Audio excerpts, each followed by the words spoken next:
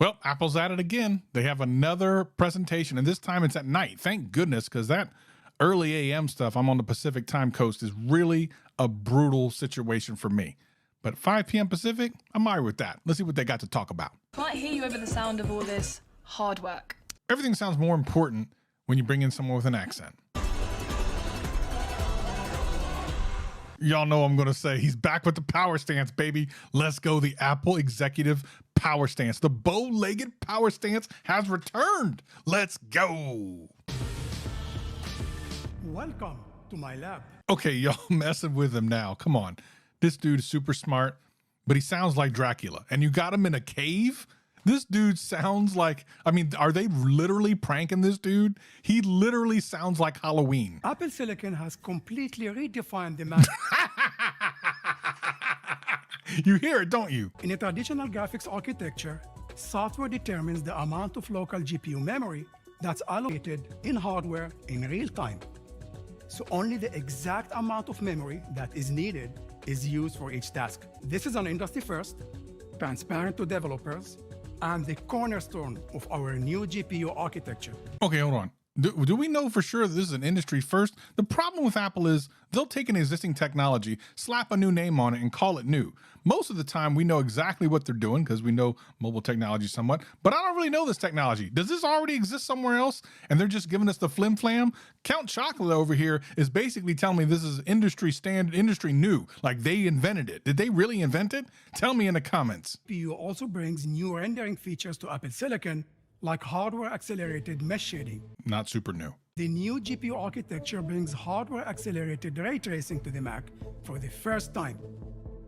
Ray tracing models the physical properties of light as it interacts with a scene. Now, this is true. If you've ever played a video game with ray tracing, especially if it has a really good implementation of it, it can be definitely game-changing. But here's the problem. Like, it's very hard and very expensive, so to speak, on the processor and the GPU. They're basically talking about some stuff that's going to run at 1080p, 24 frames a second. Maybe you get 30 frames a second out of it. But I literally have a video card, a 4090, that's over $1,600 by itself. It has 24 gigs of RAM. The video card has 24 gigs of RAM. And there are games out there right now that it can't run with full ray tracing at 4K 60. So this thing is definitely 1080p 30 with the bare minimum ray tracing. There's just no way. I would say quote me on it, but don't do that. It's simply the world's best pro laptop. We have legitimately normalized the word pro in tech apps and gadgets that we don't even realize how silly it is. Like we're solely used to it now. A pro laptop. A pro laptop. We're used to that now. It's a pro laptop. It's a laptop for professionals. It even kind of makes sense now, but like a couple years ago, to be like, what are you talking about pro laptops? What does that mean? Viewing and interacting with large medical images in certain... Oh, I thought that was a jellyfish.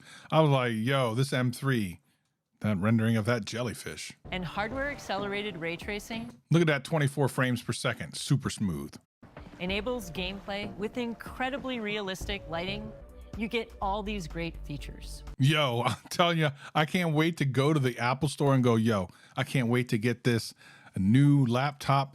I've been wanting some of that advanced connectivity, son. They'd be like, really? Which one?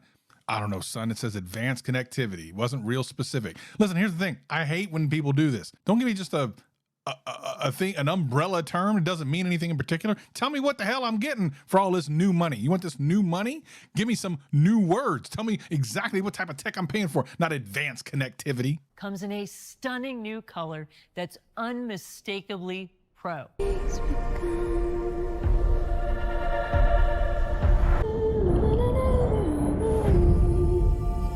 Introducing MacBook Pro in Space Black. Here's the thing about Apple and the names of their colors. They're always off. Like, you never know what the hell they're talking about. I know what black looks like. And of course, black is a professional color because it's boring, but you know, it's valid. It works, right? I look at this, I see gray.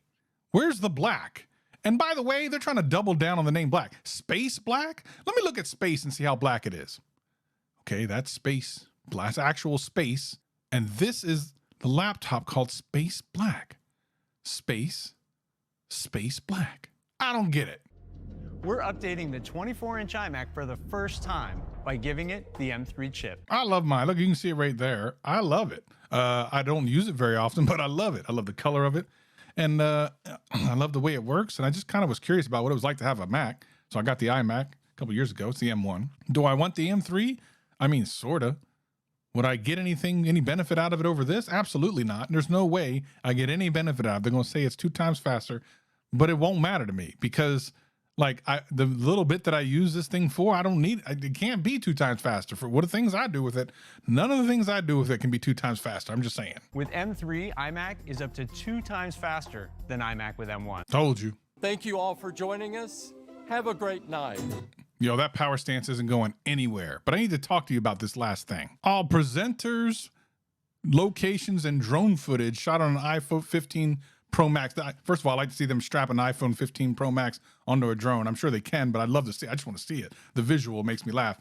But I'm having a real hard time with this. Listen, I love my 14 Pro Max and video quality is great, but ne'er a time, not a single goddamn time have I ever got a shot that look anything like this.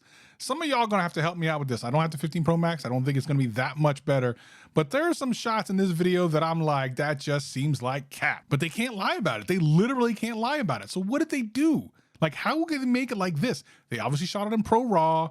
They obviously had the perfect lighting because you need perfect lighting. But one thing that like never works exactly right anyway when you're shooting footage using the iPhone is like skin tones. The skin tones here are perfect. They must have shot it in ProRes and then did a bunch of magic because this don't make no kind of damn sense. What do you think? Leave me a comment below. And if you missed the last time I did one of these, I'll leave a link right here. I'm just gonna look at this guy. I'm gonna look him in his eyes. How did you do it, man? How'd you shoot this on an iPhone? You lying.